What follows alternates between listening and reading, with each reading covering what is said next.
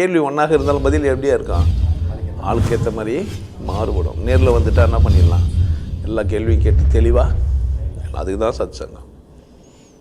என்னுடைய நோக்கம் எல்லாம் மனிதர்கள் எல்லாம் மகிழ்ச்சியாக இருக்கணும், அவ்வளோதான். நான் மனசாட்சிப்படி நடந்துக்கிறேன். எல்லாரும் நல்லா இருக்கணும், நல்லது தான் பண்ணுவேன். அப்படி இருந்தோம் எனக்கு சோதனைகளும் வேதனைகளும் வருது.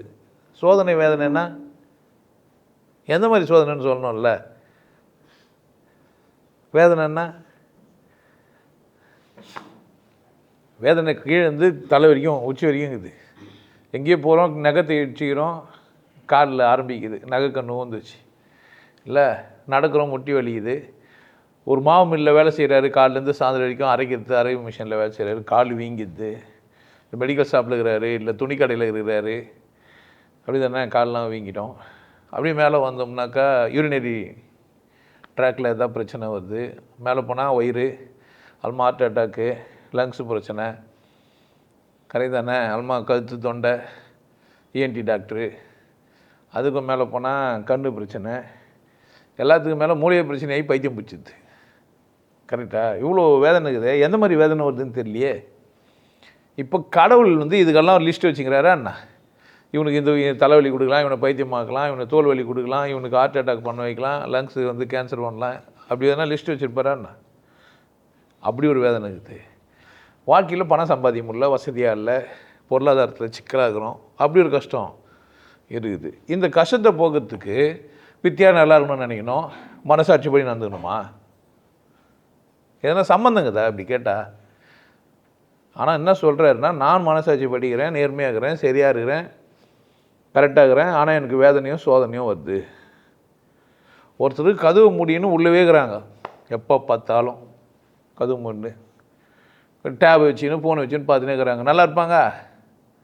ஏன் அவங்க யாருன்னா மனசாட்சிக்கு விரோதமாக நடந்துக்கினாங்க? இல்லை. அப்படி தானே, மனசாட்சிக்கு விரோதமாக நடக்க மாட்டாங்க, வாய்ப்பு இல்லை. கரெக்டா? ஆனால் கண்ணு கட்டுறமா கட்டுறதா? ஏன்? டாப் வச்சுன்னு நல்லா இருக்குது பார்த்துன்னுக்குறாங்க, அதே வேலையாகிறாங்க. நல்லா இருப்பாங்க? நல்லா இருக்க மாட்டாங்க. அப்படி தானே, வாய்ப்பு இருக்குதுன்ட்டு கண்டு மணிக்கு செஞ்சுக்கிறாங்க ஏதோ ஒன்று. நல்லா இருப்பாங்க? சோறு இருக்குதுன்னு சாப்பிட்டுக்கிறான் ஒருத்தன், நல்லா இருப்பான்? நல்லா இருக்க மாட்டான். மன ஒழுக்கம் இருக்கணும், மனதுக்கு ஒரு ஒழுக்கம் இருக்கணும். நான் இத்தனை மணிக்கு எழுந்துப்பேன், உங்கள் இஷ்டம். நான் பிரம்ம முகத்தில் எழுந்துக்க அதெல்லாம் சொல்ல மாட்டேன், உங்கள் விருப்பம்.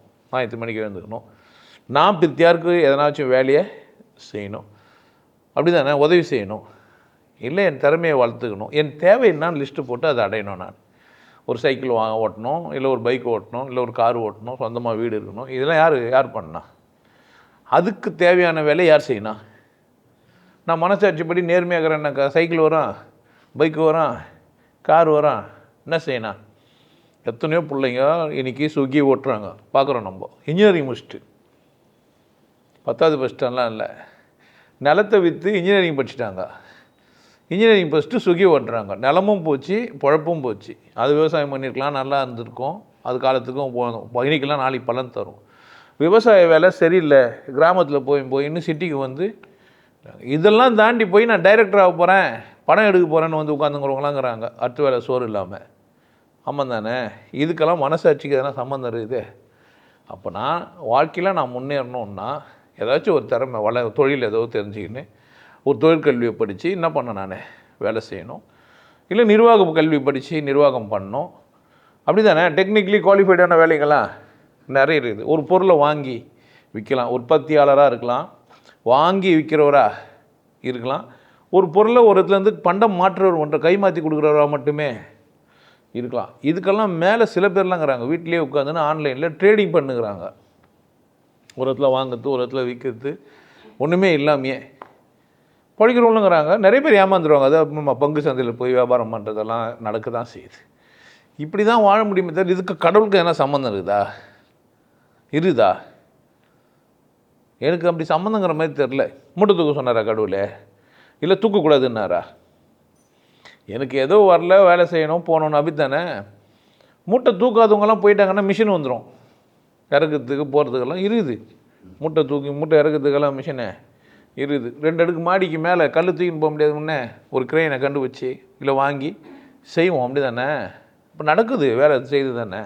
இப்போ செய்யாதவங்க இருக்கிற வரைக்கும் இன்னொரு வேலை நம்ம ஆல்டர்னேட்டிவ் தேடுவோம். கருவிகளும் வந்துச்சு. நான் ஏற்கனவே சொல்லியிருக்கிறேன், ஜாதிய ஏற்றத்தாழ்வுகளை ஒழிக்கிறதுக்கு கருவிகள் இருக்குது நம்மக்கிட்ட. அன்றைக்கி மனுஷன் வேறு வழி இல்லை, மனுஷனை தான் பயன்படுத்தணுன்றதுனால என்ன பண்ணுவான், கொஞ்சம் உயரமாக போனோம்னாக்கா மனுஷன் நம்ம குனி வச்சுட்டு மேலே ஏறி நின்று இது பண்ணுவோம். கரெக்ட் தானே. இப்போ நமக்கு சேர்லாம் வந்துச்சு, ஸ்டூல்லாம் வந்துச்சு, ஏணியெல்லாம் வந்துச்சு, லேடர்லாம் வந்துச்சு. ஒரு லாரியில் உட்காந்தா இல்லை அதுக்கேற்ற மாதிரி லிஃப்ட்டு ஜாக் தூக்கின்னு போகிற மாதிரிலாம் வந்துச்சு தானே.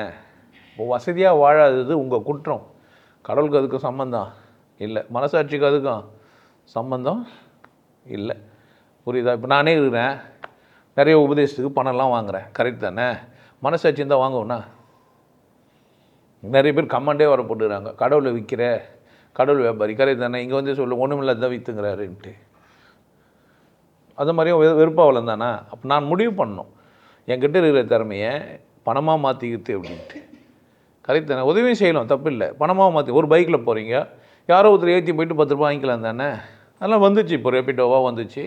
யாரோ ஒரு சாஃப்ட்வேர் பண்ணுங்க, சாஃப்ட்வேர்லேயே இல்லாமல் கூட பண்ணலாம் தானே. நீங்களே கூட பண்ணிவிட்டு கேட்கலாம், போகலாம் தானே. நீங்கள் பர்மனெண்ட்டாகவே ஆளுங்களை பிடிச்சிக்கலாம் தானே. டெய்லி ஸ்கூல் போகிறதுக்கு ஆட்டோ வச்சுக்கிறாங்க நிறைய பேர் வச்சுன்னா, அதில் போய் வரவங்க, வேன் வச்சுன்னு எடுத்து போய் போகிறவங்க, இது மாதிரிலாம் வியாபாரம் இருக்குது தானே. அங்கங்கே நிறைய வியாபாரம் இருக்குது தானே. மனசாட்சி படி இருக்கணுமா, வியாபாரம் பண்ணி பழகணுமா? இதுக்கு மனசாட்சிக்கு எதனா சம்மந்தம் இருக்குதா? சம்மந்தம் இல்லை. அப்போது செய்கிற தொழிலை நேர்மையாக செய்யுங்க.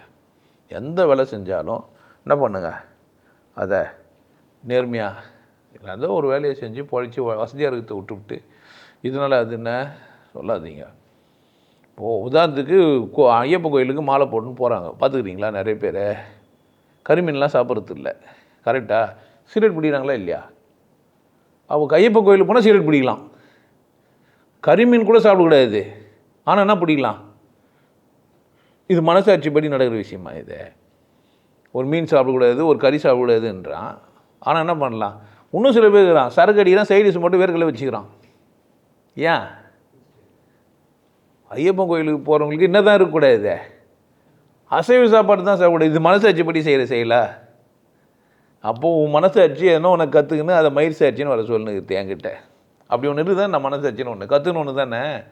நான் மனசாட்சிப்படி நான் வந்துடுறேன்னா அவங்களுக்கு ஒரு மனசாட்சி, அப்படி தானே. ஒருத்தி புடவை கட்டினுக்கிறா, அவன் மனசாட்சி. இன்னொருத்தி சுடிதார் போட்டுனுக்கிறா, அவன் மனசாட்சி. சுடிதார் போட்டு பார்த்து கேட்குறா, 60 வயசு ஆயிடுச்சு இன்னும் சுடிதார் போட்டுனுக்கிறேன்ட்டு. உடம்பு அதே தானே, உடம்பு அதே தானே. மேக்கப் பண்ணால் லிப்டிக் வச்சா வயசு ஒன்றுன்ற மனசாட்சி வந்ததே. மருமவளை வந்துட்டாள்னா அவள் வேறு வேலை தான் செய்யணுன்றா. மாமியார் ஒரு ரூலு, இதெல்லாம் மனசாட்சினாலையா? ரொம்ப மனசாட்சி படி இருக்கிறேன், அது மாதிரிலாம் பொய். அதெல்லாம் விட்டுவிட்டு திறமையை வளர்த்து வசதியாக இருக்கிற வழியை பாருங்கள். உடம்பு ஆரோக்கியமாக இருக்கணும்னு என்ன பண்ணணும், கொஞ்சம் எக்ஸசைஸ் பண்ணணும். ஃபேக்ட்ரியில் வேலை செஞ்சிங்கன்னா ஷூ போடணும். நான் ஈஸியாக வேலை பார்த்தேன், அது முனையில் வந்து ஒரு ஸ்டீல் வச்சுருக்கோம். ஏன்னா எதனா மெட்டீரியலுக்கு மேலே ஊந்தானா கூட அதை தாங்கிக்கும். அப்படிலாம் இருந்துமே கூட பிளேட் வந்து ஒருத்தலாம் உண்டு. கல்யாணம் ஆகி 3வது நாள் ஒருத்தர் எங்கள் ஃபேக்ட்ரியில் மேலே ஊக்கு கைட்டின்னு ஊந்து தலையில் வந்து செத்து போயிட்டார். 3வது நாள் கல்யாணம் ஆகிட்டு. அது கல்யாணமான பொண்ணு வந்து சரியில்லை, அவங்களுக்கு ஜாதக கோளாறு இப்படிலாம் பேசிங்கிறாங்க. இப்படிலாம் கிடையாது. விபத்து எப்போனாலும் வரலாம், வாழ்க்கை எப்படின்னாலும் வரலாம். கவனமாக செயல்படுங்க. நான் என்கிட்ட கேள்வி நான் கவனமாக செயல்பட்டு முன்னேறலன்னு சொல்லுங்கள். அதை விட்டு மனசாட்சி படி நான் இருந்தேன், கடவுள் எனக்கு வாய்ப்பு தரல, உனக்கு வேலையாக அவருக்கு சோதிக்கிட்டு நீ என்ன சோதனை சாலுகிற ஏலியா நீ? இல்லை, உன்னை சந்தோஷமாக இருக்கணும்னு விட்டா கிரவுண்டில் ப்ளே கிரவுண்டில் நீ சந்தோஷமாக விளையாட தெரியாமல் எங்கேயோ ஒரு மூலையில் உட்காந்துன்னு என்ன பண்ணுகிற? கடவுள் என்ன பண்ணுறாரு என்ன? அதுவும் இந்த ப்ளே கிரவுண்டில் ஜாதி மட்டை மயிரெலாம் வச்சு சுற்றிங்கிறானுங்க. அவன் டிசைனாக ஏமாற்றிங்கிறான். கருப்பு சட்டை போடுறது, கருப்பு வேஷ்டி போடுறது. கடவுள் இல்லைன்னு ஒரு கூட்டம் கருப்பு சட்டை போட்டுன்னு, கடவுள் இருக்குதுன்னு கருப்பு சட்டை போட்டுன்னு தெரியுது ஒரு கூட்டம். அப்படி தானே. கரிமீன் கூட பரவாயில்ல, கரிமீன்லாம் சாப்பிடக்கூடாது, ஐயப்பன் கோச்சிப்பார். சிகரெட் சாராயம் என்ன பண்ணலாம், அப்படி தானே. அப்போனா எவ்வளோ கேடு கட்ட வாழ்க்கை. அதனால் என்ன பண்ணாதீங்க, கடவுளின் பேரால் யாரை ஏமாற்றிக்காதீங்க, உங்களை நீங்களே ஏமாற்றிக்காதீங்க. அது மட்டும் ஏமாத்துறதுனால என்ன வர என்ன பண்ணாதீங்க, வந்து கேட்காதீங்க. உனக்கு தான் கடவுள் தெரியுன்ற அவர்கிட்ட போய் கேள்றேன்ட்டு. கடவுள் நமக்கு எல்லாருக்கும் சந்தர்ப்பம் கொடுத்துது என்னான்ட்டு வாழ சொல்லி சந்தோஷமாக வாழ்கிற வழியை பாருங்கள். உங்களுக்கு எல்லாருக்கும் ஒரு விஷயம் சொல்கிறேன். ஆனந்த வாழ்வு அப்படின்ற ஒரு கோர்ஸ் யூடியூப்பில் போட்டு வச்சு, ஹாப்பி லைஃப் கோர்ஸ்.